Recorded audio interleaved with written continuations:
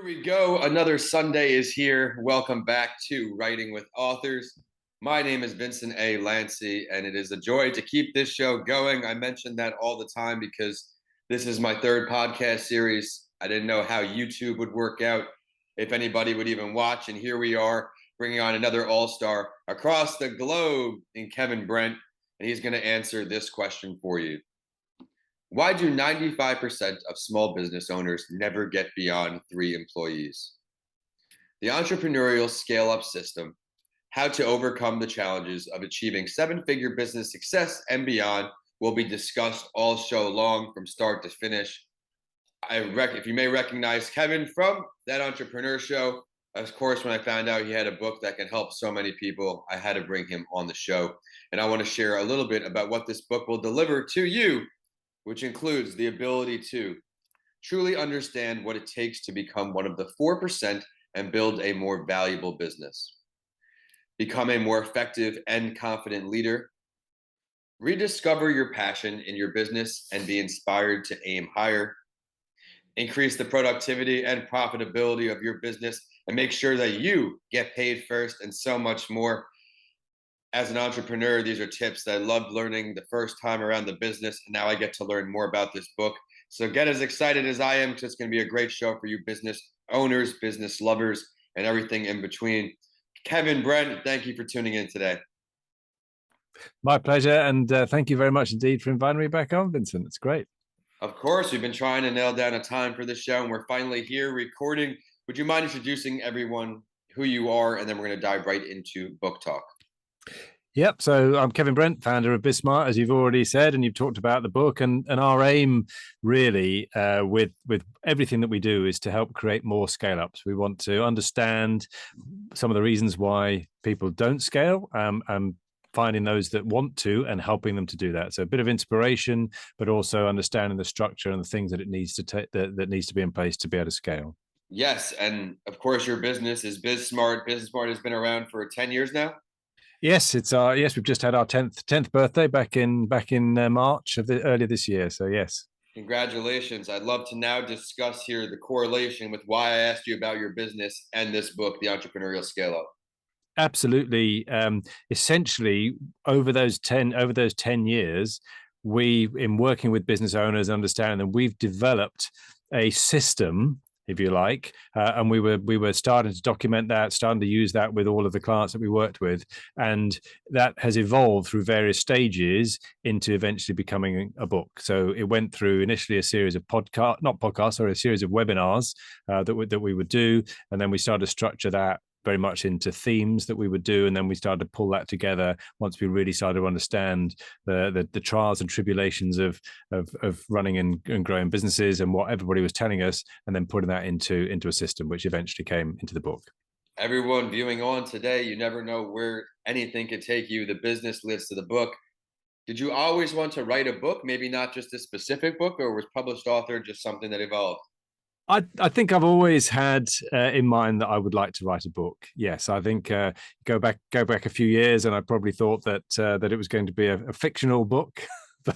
but I didn't start the business thinking we had to write a book, but it did become a natural next step. I love that constant evolution, inspiring me right now to keep growing, expanding my business branches. We've learned a little bit about the book, his business, what led him to become a published author. Now it's advice time. What are 2 pieces of advice you can offer to our community of writers? There's starting to write a book. I think the one that I really liked the most that was given to me was to start by writing your perfect review. So what is it that you want somebody to be saying when they've read your book? What is it that you want them to be saying? And that gives a really good endpoint, if you like, to the book, but also then it helps you to really then decide exactly what you're going to put in the book. So that's one.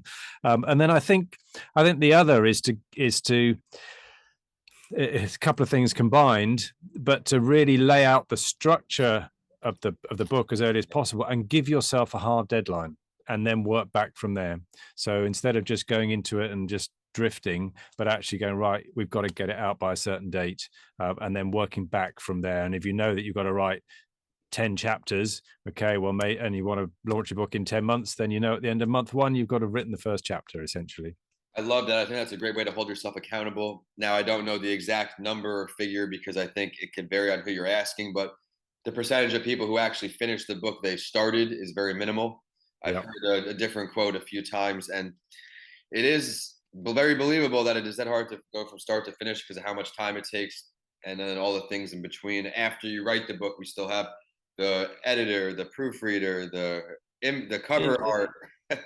That was one of the things that really surprised me, was the amount of time it took from having finished the first draft to actually getting it published. There was a long time in there. But I do remember one of the things that really struck me early on was because I joined an authors club to help keep that accountability, and fairly early on, I just asked the question as to, how many words does a typical business book have in it? And I got the answer, I think about 60 or 70,000 words. And in fact, I think there's probably about 80 in the Entrepreneurial ScaleUp system.